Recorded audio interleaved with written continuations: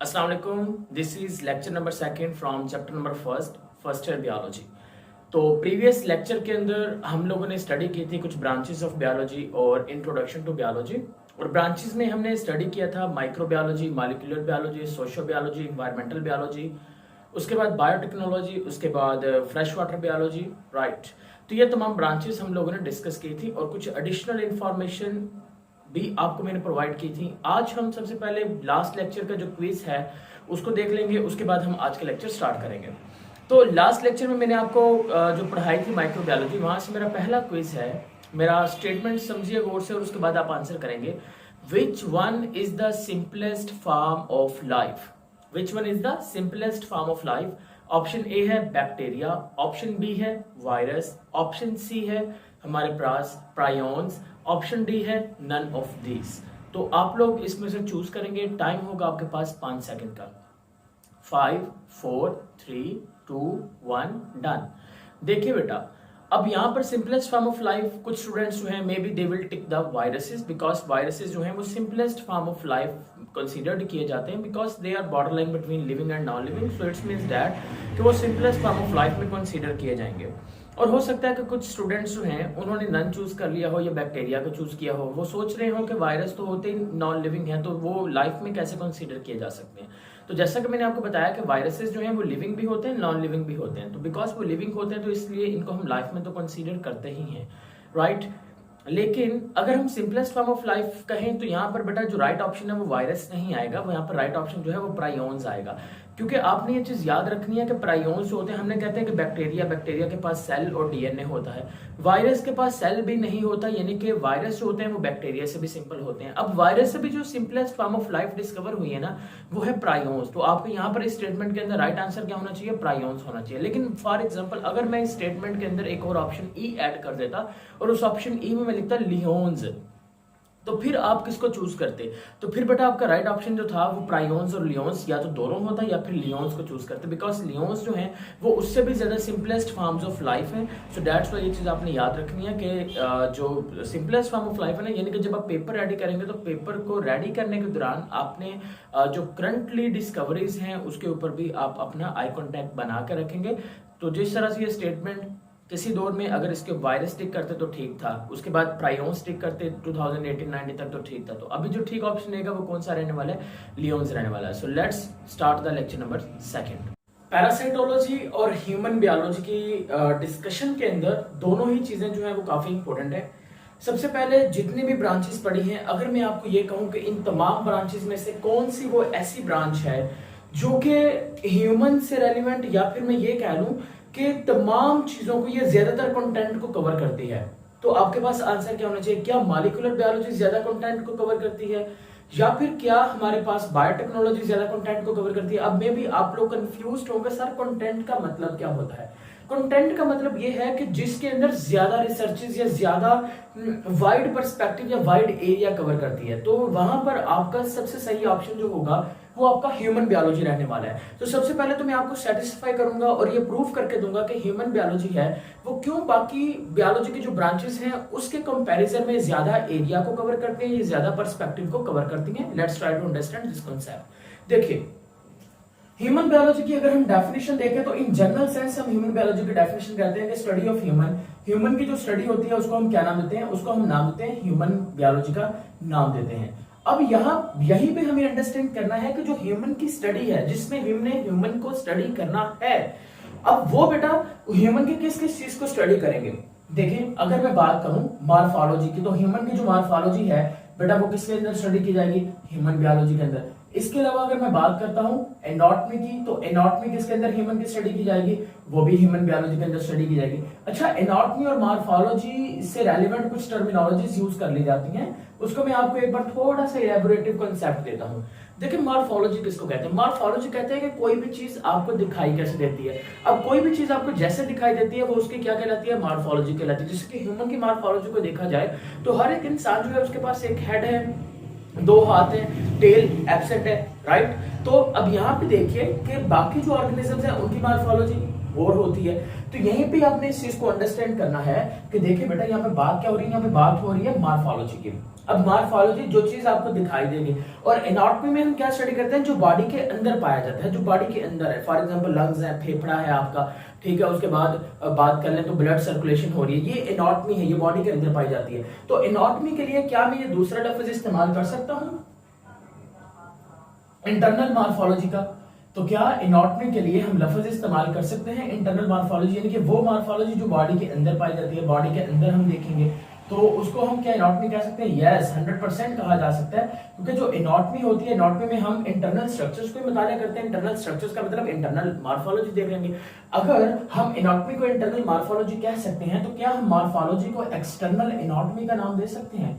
Yes of course sir, external anatomy जो है उसका नाम इसको दिया जा सकता है।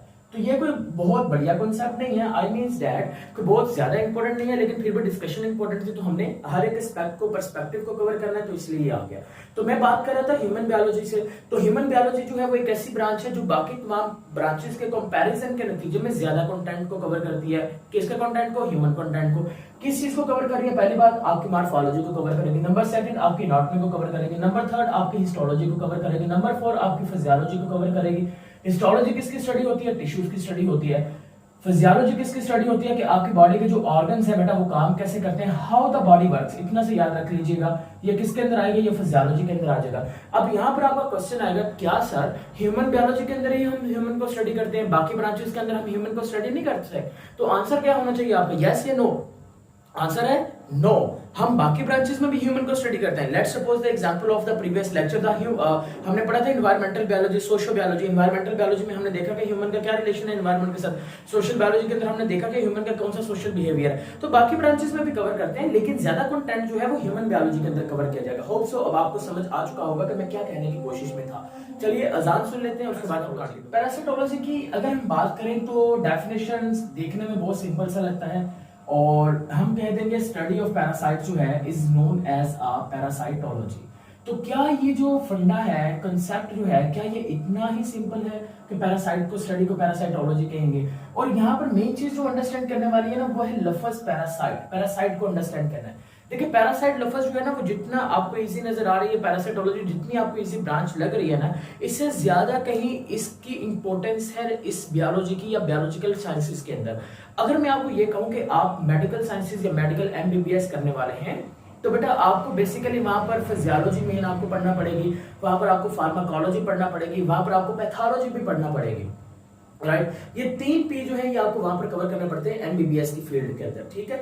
और पैथोलॉजी का ऑपोजिट जो होता है वो आपको पैरासाइटोलॉजी के बारे में भी पढ़ना पड़ता है। तो मेनली मेरा कहने का मकसद ये है कि पैरासाइट्स के बारे में पता होगा तो ही तो आप उसकी मेडिसिन के बारे में, फार्माकोलॉजी के बारे में पढ़ पाएंगे।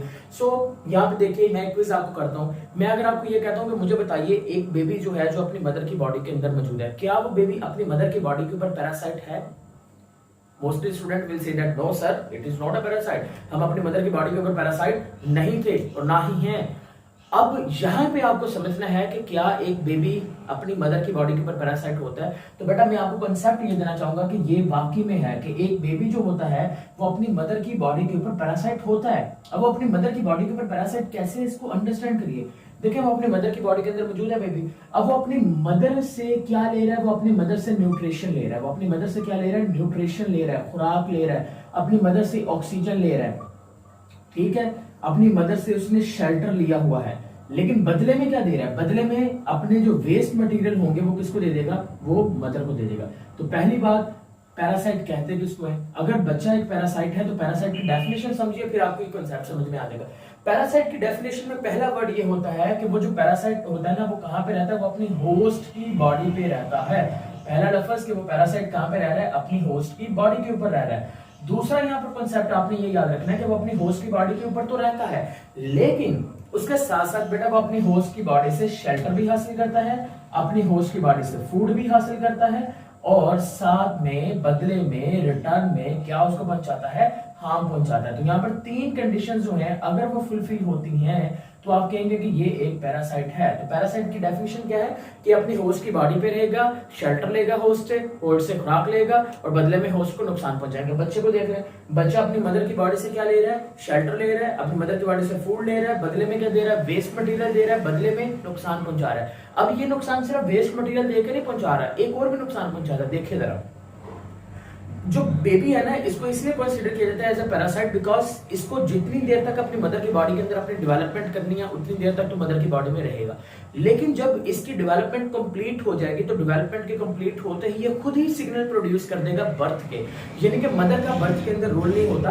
बेबी जो होगा वो अपना फायदा देखेगा, मेरी डेवलपमेंट कंप्लीट होगी, अब मुझे एनवायरनमेंट के अंदर जाना है, दुनिया को देखना है, तो अब वो खुद ही सिग्नल प्रोड्यूस कर देगा बर्थ के। सो इस तरह से आप अंडरस्टैंड कर सकते हैं कि भाई यहाँ पे जो बर्थ प्रोसीजर है, बर्थ प्रोसीजर को मद्देनजर रखते हुए हम इस नताइज पे पहुंचेंगे, इस हकायक पे पहुंचेंगे। तो एक बच्चा जो होता है वो 9 मंथ्स के लिए अपनी मदर की बॉडी के ऊपर क्या रहता है, पैरासाइट रहता है। क्या वो कंप्लीट 9 मंथ के लिए पैरासाइट रहता है? यस ऑफ कोर्स, क्योंकि वो 9 मंथ ही मदर की बॉडी के अंदर डेवलपमेंट है, तो वो अपनी मदर की बॉडी के ऊपर क्या है, पैरासाइट रहता है। Is it clear? Hope so ये चीजें आपको समझ में आ चुकी होंगी और यहाँ तक हमारे तमाम जो ब्रांचेस हैं बायोलॉजी की वो कंप्लीट होगी।